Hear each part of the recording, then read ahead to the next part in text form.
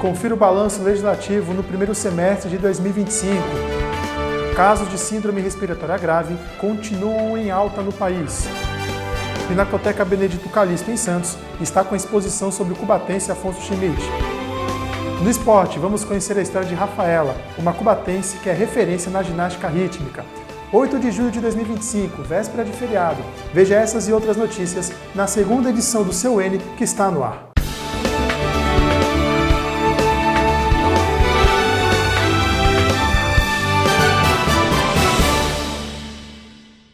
Olá, uma ótima noite para você que está com a gente na segunda edição do Últimas Notícias, nesta terça-feira.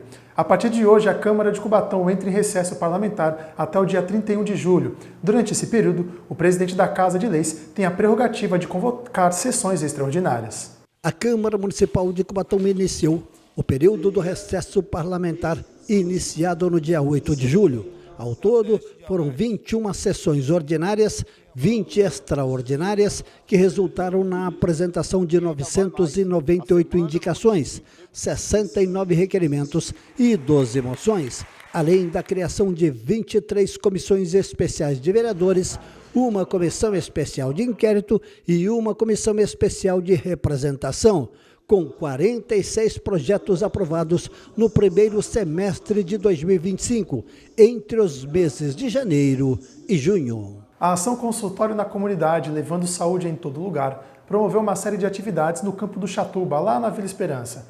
Foram realizados atendimentos médicos, orientações sobre higiene bucal, nutrição, qualidade de vida, orientação profissional e orientação jurídica. Participaram médicos, fisioterapeuta, nutricionista, enfermeira, técnicos de enfermagem e agentes comunitários em saúde. De acordo com o Infogripe, os casos de síndrome respiratória grave continuam em alta no país. Por isso, é de extrema importância a vacinação contra o vírus que causa a doença. O último boletim Infogripe da Fiocruz traz um dado preocupante. As hospitalizações e casos graves da síndrome respiratória grave causada pelo vírus da influenza e pelo vírus sincial respiratório continua alto. Segundo dados do Núcleo de Informações Estratégicas em Saúde, o estado de São Paulo, até junho deste ano, registrou mais de 34 mil casos da doença, uma incidência média de 70 casos a cada 100 mil habitantes. Na Baixada Santista foram registrados mais de 1.380 casos da doença, onde 264 pessoas foram internadas na UTI e 99 pacientes vieram a óbito. A cidade de Santos é a cidade com mais casos da doença e o Guarujá a que tem mais óbitos confirmados. Cubatão tem mais de 70 casos da doença e 2 mortes confirmadas. Os números podem parecer baixos, mas como a movimentação entre as cidades é necessário durante o dia a dia, o cuidado com a saúde se torna essencial. Tomar a vacina contra a doença é uma delas. A pesquisadora do Infogripe, Tatiana Portela, reforça a importância da vacinação contra a influenza. Como a gente tem observado aí uma alta das hospitalizações pelo vírus da influenza em muitos estados do país, a gente continua pedindo para que as pessoas que ainda não se vacinaram contra o vírus, que tomem a vacina contra o vírus da influenza.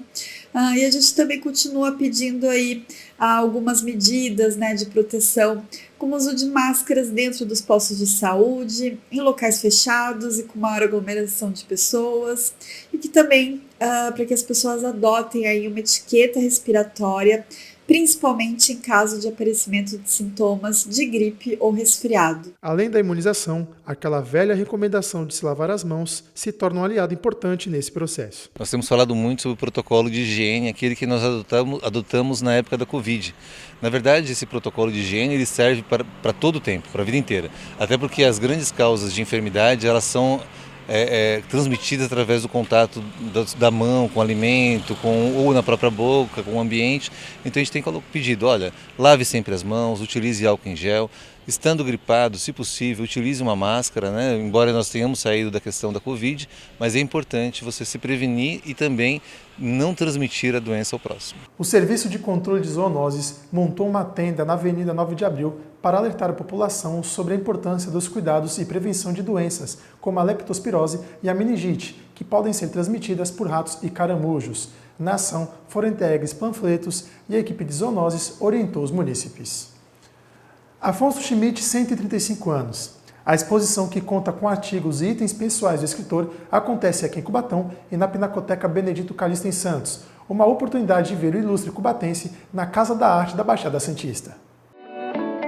A Pinacoteca Benedito Calixto, em Santos, está recebendo a exposição Afonso Schmidt, 135 anos. Lá, os visitantes poderão conhecer um pouco da história do escritor e jornalista cubatense. Em 2025, completaram-se 61 anos sem Afonso Schmidt, mas mesmo assim, ele encanta e chama a atenção daqueles que ouviram falar de sua obra, como Elaine Ruiz. Santista, ela estudou no Instituto Federal de Cubatão e falou que sentiu ao ver a exposição. Me dá um saudosismo, porque me remete à adolescência, o que eu vi, porque foi uma coisa... Eu conhecia a escola em Cubatão, né, Afonso Schmidt, mas eu não sabia a história dele, né? E aí, quando eu tive a oportunidade de mostrar para minha filha, olha, tem né, ele é de Cubatão, ou seja, é da nossa terra, faz parte da Baixada Santista. Para você que gosta, né, da arte, como é para você estar aqui acompanhando, vendo, conhecendo um pouco de um dos escritores mais renomados aqui da nossa região? Interessante que eu conheço as coisas, eu amplio minhas ideias. Quem vier à Pinacoteca Benedito Calixto aqui em Santos poderá acompanhar as crônicas escritas por Afonso Schmidt enquanto colaborador do jornal A Tribuna durante 3 décadas e também poderá acompanhar itens pessoais do escritor, como seus óculos, telegramas recebidos, prêmios e também a máquina de escrever, que fez com que Afonso Schmidt Cubatão fosse conhecido em São Paulo, no Brasil e no mundo. Em Zanzalá, Afonso Schmidt desenhou a Cubatão do futuro. Já nas suas crônicas no jornal A Tribuna, ele sempre fazia questão de ressaltar as cidades da região e também trazia situações que só quem tinha o seu olhar humano e sensível conseguiria enxergar e que, mesmo escritas no século passado, fazem parte do nosso cotidiano, como ressalta o cubatense e curador da exposição, Douglas Gadelha. O Schmidt ele escreveu textos preocupado com temas que hoje a gente julga ser importante, né? Então, imagina só, 80 anos atrás ele escrevia sobre a importância dos negros no Brasil, a importância do protagonismo feminino, questões ambientais, questões da cidade, questões de patrimônio, questões de saúde. Ele tem uma crônica sobre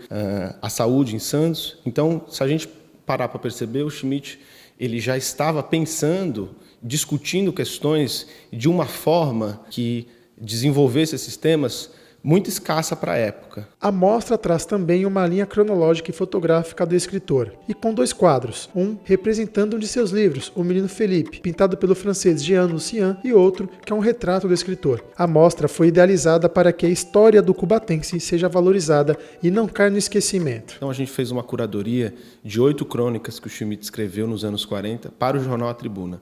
Essas crônicas fazem parte de uma série chamada Tabatingueras, que busca fazer uma espécie de retrato ali da vida cotidiana e comum, né, da região da Baixada Santista.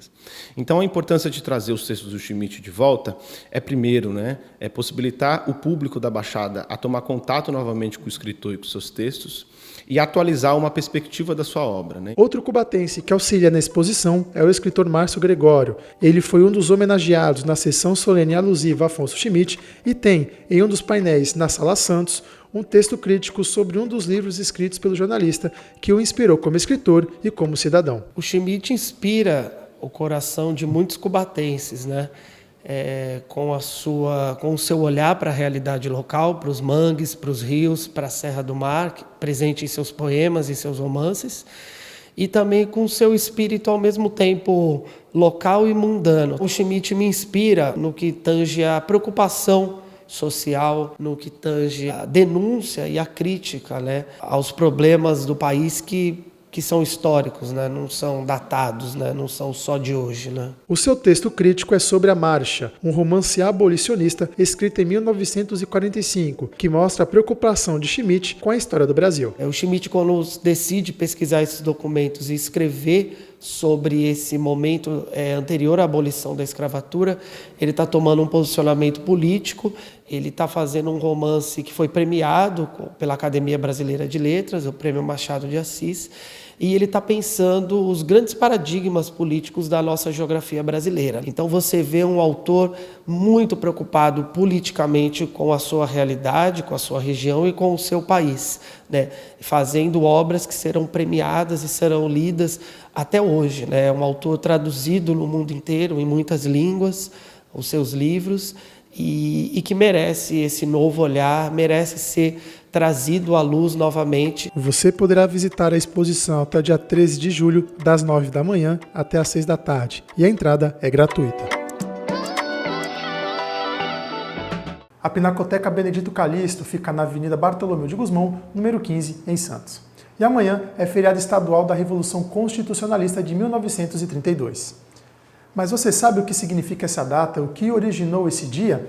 Washington Luiz conta pra gente na reportagem. O dia 9 de julho é feriado apenas do estado de São Paulo desde 1997 e muitos ainda não fazem ideia do motivo. Afinal, o que foi a Revolução Constitucionalista de 1932? Foi um movimento armado que resultou da revolta generalizada no estado de São Paulo contra o governo de Getúlio Vargas, que assumiu o poder em 1930 com um golpe de estado, derrubando o então presidente Washington Luiz e impedindo a posse do seu sucessor. Vargas reduziu a autonomia dos estados do país e indicava interventores para governá-los, com o apoio de grupos econômicos e políticos locais, o Levante, que resultou no maior conflito militar do país no século XX. Teve início então em 9 de julho de 1932 e terminou com a rendição do Exército Constitucionalista em 2 de outubro. Seu estopim foram as mortes de 4 jovens paulistas por tropas getulistas durante uma manifestação no centro de São Paulo no dia 23 de maio. No próximo bloco, vamos conferir a entrega de novos veículos para a CMT Cubatense e a previsão do tempo para o feriado. Você já está com a gente nas redes sociais? Ainda não? Então vai lá no Instagram, no Facebook, no YouTube, pesquise @TV Câmara Cubatão. Por lá você acompanha os nossos bastidores, as nossas reportagens e a nossa programação ao vivo. O seu Últimas Notícias, segunda edição, volta já.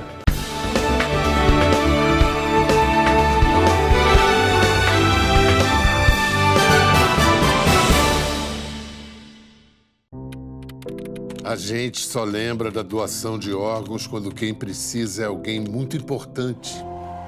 É uma estrela da TV, seu melhor amigo, sua sobrinha, seu tio mais querido, sua mãe, você. Se você quer ser doador, declare sua vontade para a sua família.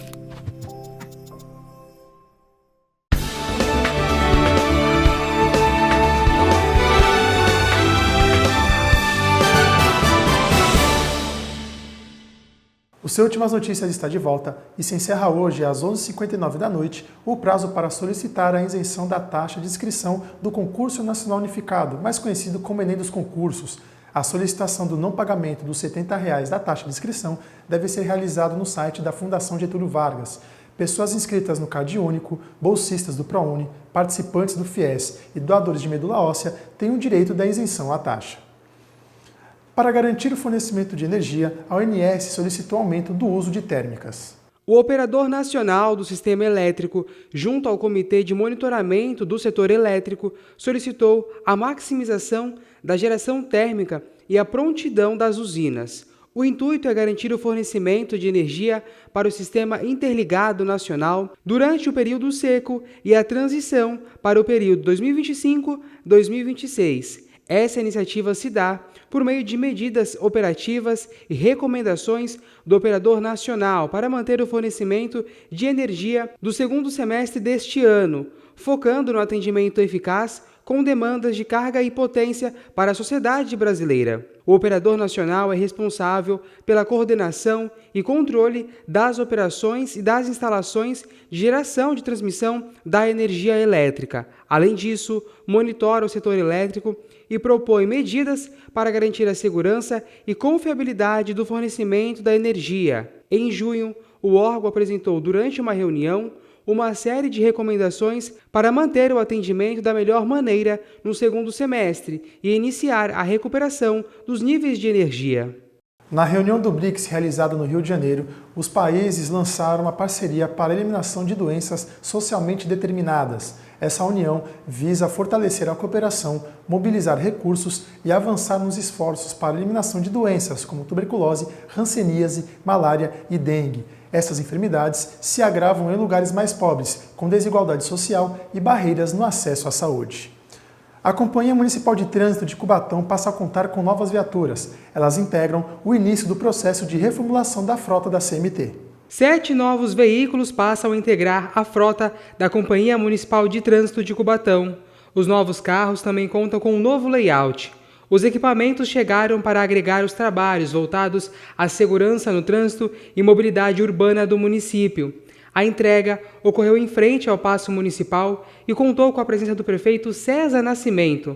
Além do chefe do executivo, também estiveram no ato de entrega os vereadores Guilherme Amaral, Daniel Barbosa, o Xuxa, além dos secretários Alain Matias, do Governo, e Jaque Barbosa, da Mulher e Direitos Humanos. Das viaturas entregues, 2 são modelo Saveiro e serão destinados à manutenção. 2 do modelo Onix para a equipe de trânsito e uma Oroch para o setor operacional. Outros 2 veículos entregues no mês passado estão atendendo o setor administrativo. A terça-feira foi encoberta com poucas aparições de sol. A máxima foi de 21 e a mínima de 14. Mesmo a mínima subindo gradativamente, as manhãs e as noites ainda estão sendo bem geladas, não é mesmo, gente? Mas vamos ver juntos na nossa previsão como é que fica o tempo para o feriado com a repórter Cris Castanheira.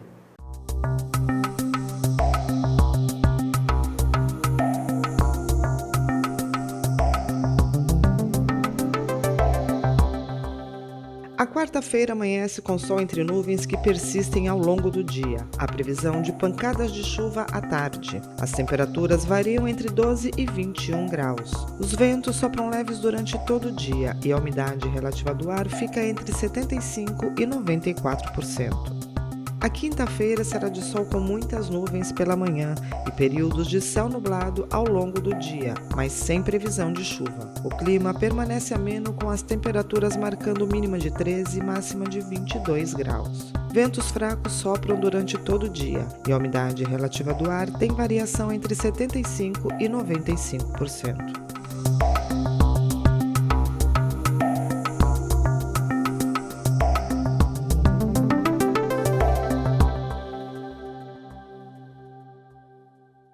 Agora é hora do esporte no Últimas Notícias.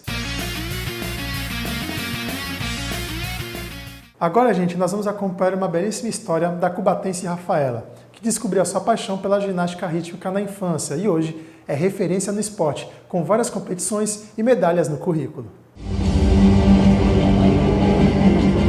Rafaela descobriu ainda criança que queria ser ginasta. Com apenas 8 anos, participou de sua primeira competição, dando os primeiros passos para uma trajetória promissora. Eu comecei no balé e era uma coisa muito clássica. E eu queria fazer estrelinha, queria fazer rolamento, fazer essas coisas, lançar os aparelhos. E eu descobri que o balé era muito clássico, né?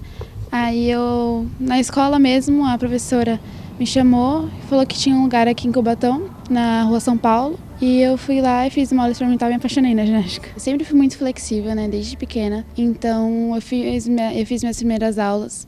A professora já me achou muito boa e eu já comecei na equipe de competição. Foi muito treino, eu era bem pequenininha, tinha 8 anos. Comecei a treinar os aparelhos e consegui competir. Só que nesse campeonato eu não consegui resultados, porque foi minha primeira competição, estava muito nervosa, mas eu consegui bem. Sua primeira medalha veio aos 10 anos e agora com 15, a cubatense já participou de muitas competições e coleciona vários prêmios como campeã, vice e medalhista de bronze. Minha primeira medalha foi com 10 anos, foi numa competição em Santos, na Copa Corpo. Eu estava na categoria infantil e eu fiz o aparelho bola em mãos livres. Eu participei de várias competições, Copa São Paulo, Campeonato Estadual, Campeonato Brasileiro, vários campeonatos, Jogos Abertos, Jogos Regionais.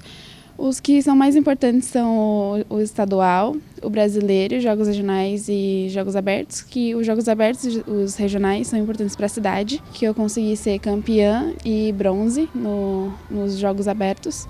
E no Campeonato Brasileiro, que foi agora em junho, eu consegui ser vice-campeã brasileira. Sua dedicação e amor pela ginástica continuam sendo sua maior motivação. Ela segue se esforçando para as próximas competições, em busca de novas conquistas. Nunca desisti.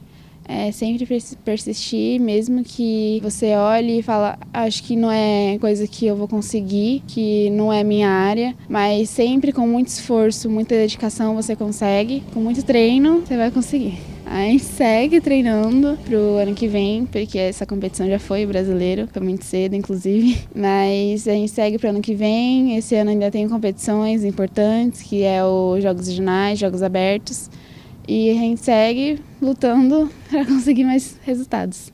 E o N dessa terça-feira chegou ao fim. Agradeço a sua companhia nessa terça-feira. O seu N volta quinta-feira, pós-feriado, na sua hora do almoço, com mais informações de Cubatão e do Legislativo Cubatense. Acesse as nossas redes sociais, @TV Câmara Cubatão, no Instagram, no Facebook e no YouTube. Acompanhe as edições do jornal, as nossas reportagens, os nossos programas e, claro, toda a nossa programação. Um bom feriado, um bom descanso para você e olha, pega o casaco e aproveite o feriado e vai conhecer a exposição do Afonso Schmidt na Pinacoteca Benedito Calixto em Santos. Um bom feriado para você, um bom descanso. Tchau!